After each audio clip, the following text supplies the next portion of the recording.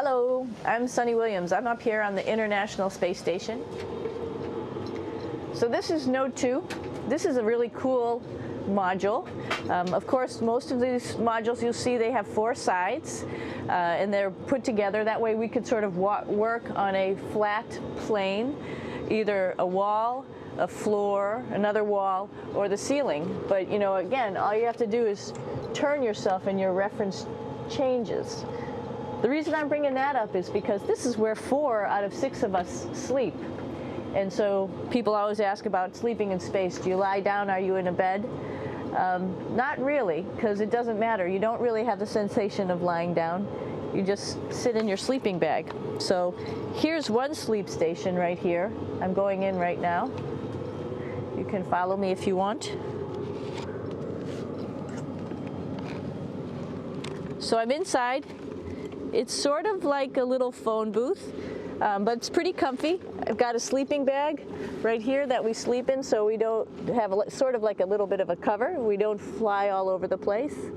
But you know, you can sleep in any orientation. I have it sleeping, feeling like I'm standing up right now, but like you saw, I'm on the floor. But it doesn't matter if I turn over and I sleep upside down. I can't have it, I don't have any sensation in my head that tells me that I'm upside down, so it really doesn't matter. The sleep station is also like a little office. We've got a computer in here. As you can see, we've got a couple little toys. I've got some books. I've got some clothes and other things that make it sort of like home. I'm coming out.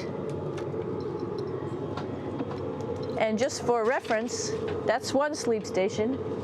This one's another. Right here. There's one on the ceiling, if you want to call it, right here. And then there's a 4th on the other wall over here. So all of us sleep in a little bit of a circle. All right, come on back. There's more to show you.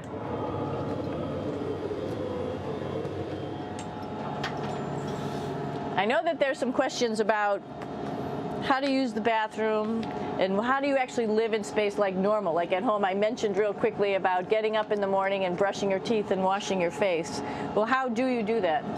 Well, here is the bathroom essentially. You get up in the morning and we have a little kit and it has all the essential things that you need, like your toothbrush and toothpaste and brush.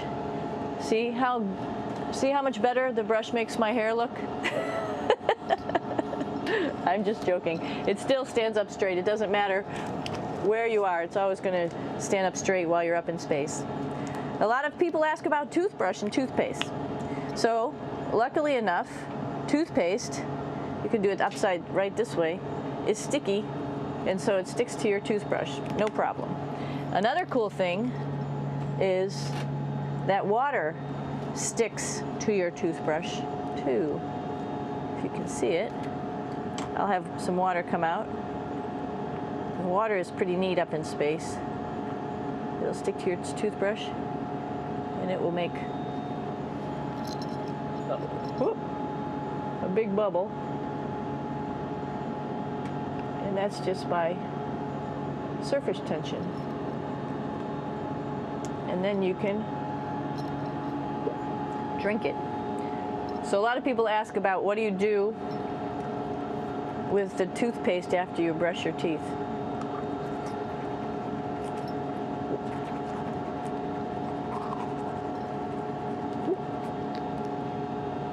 Two options.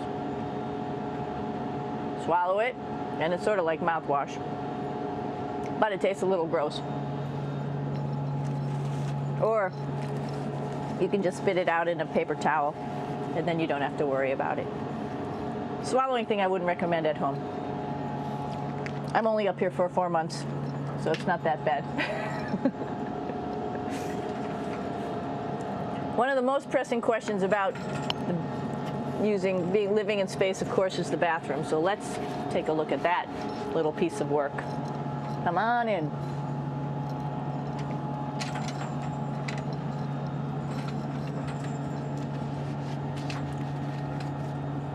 Here we are at the throne. This is awesome. You might see the little You might have noticed the little moon on the outside. This is our orbital outhouse right here.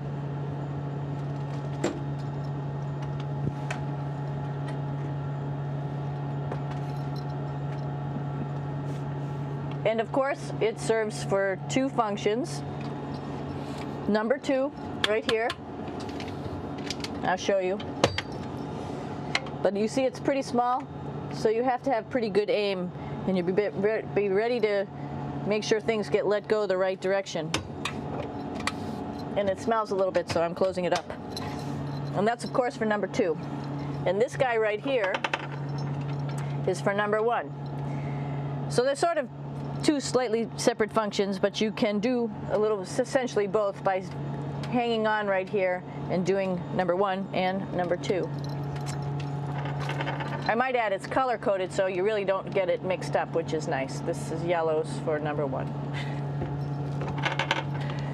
And also there's a selection of paper. People always ask about toilet paper. What do you do with toilet paper? What kind of toilet paper do you have? We have gloves, just because sometimes it does get messy. We have some Russian wipes, which are a little bit coarse if you like the coarse type of toilet paper.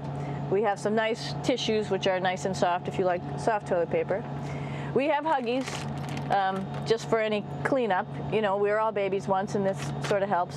And then if things get really out of control, we have disinfectant wipes, just to make sure we clean up here. Because, you know, just like the water I showed you, the number 1 stuff can sort of go all over the place if you don't aim correctly.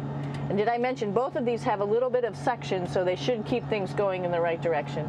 But like I said, sometimes things get a little out of control if you are out of control yourself flying around. So we have lots of protective stuff. And of course, you do have your privacy. There's a little door, so other people know that you're in there. Here's a pretty cool place. This is sort of like in your house where everybody meets in the morning.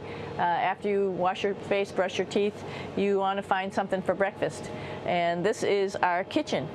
You might notice there's all sorts of foods here. It's like opening the refrigerator. You got all your different stuff that you want to have: drinks, meats, eggs, vegetables, cereals, bread, snacks.